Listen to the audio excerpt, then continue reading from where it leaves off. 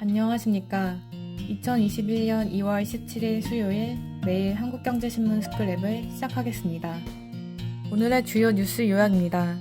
첫 번째 기사는 정부가 4월 일부 지역에서 임대차 신고제 시행을 시범 적용하겠다는 방침을 밝히면서 제도 도입 속도가 당초 예상보다 빨라지게 됐다는 소식입니다. 해당 제도가 시행되면 주택 임대차 계약 당사자는 30일 안에 임대보증금, 임대료, 임대기간, 신규 갱신 여부 등을 관할 지방자치단체에 신고해야 합니다.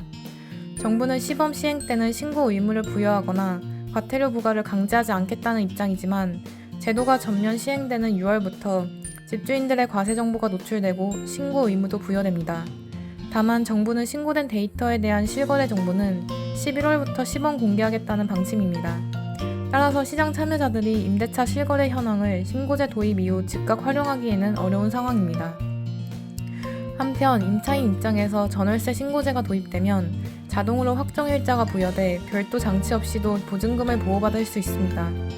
다만 집주인 입장에선 사각지대에 있던 임대소득이 과세될 가능성이 있어 부담이 커질 것으로 보입니다.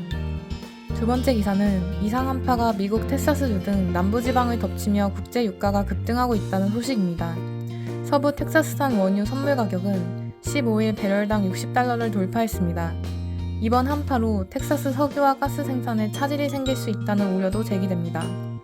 불안한 중동 정세 역시 지속적인 유가 상승 요인이 되고 있습니다. 이란에서 지원을 받는 예멘 후티 반군이 지난 10일 드론으로 사우디 남부 아부하 공항에 있는 민항기를 공격한 사건이 발단이 됐습니다.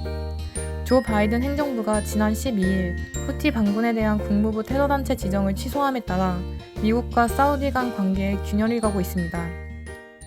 한편 국제 유가가 어느 정도 회복된 만큼 사우디가 감산을 철회할 가능성도 제기되고 있습니다. 세 번째 기사는 여당 의원들이 포장재 사전검사와 표시 의무화라는 세계 유례없는 규제를 추진하고 있어 업계에 비상이 걸렸다는 소식입니다. 업계는 전례 없는 포장 규제라며 반발하고 있습니다. 막대한 검사 비용 부담과 신제품 출시 지연이 우려되기 때문입니다. 현재 제품당 포장 검사 비용은 53,000원 안팎입니다.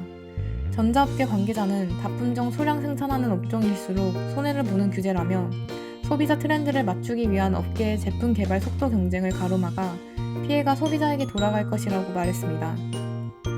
네 번째 기사는 은성수 금융위원장과 5대 금융지주 회장이 소상공인과 중소기업들의 대출 만기 연장과 이자 유예 프로그램을 오는 9월까지 재연장하기로 했다는 소식입니다. 만기가 더 늦춰지는 자금 규모는 130조 원이 넘습니다. 이들은 금융 지원 프로그램이 끝나더라도 대출금을 장기간에 걸쳐 나눠낼 수 있도록 허용해 코로나19 연착륙을 돕자는 공감대를 형성했습니다.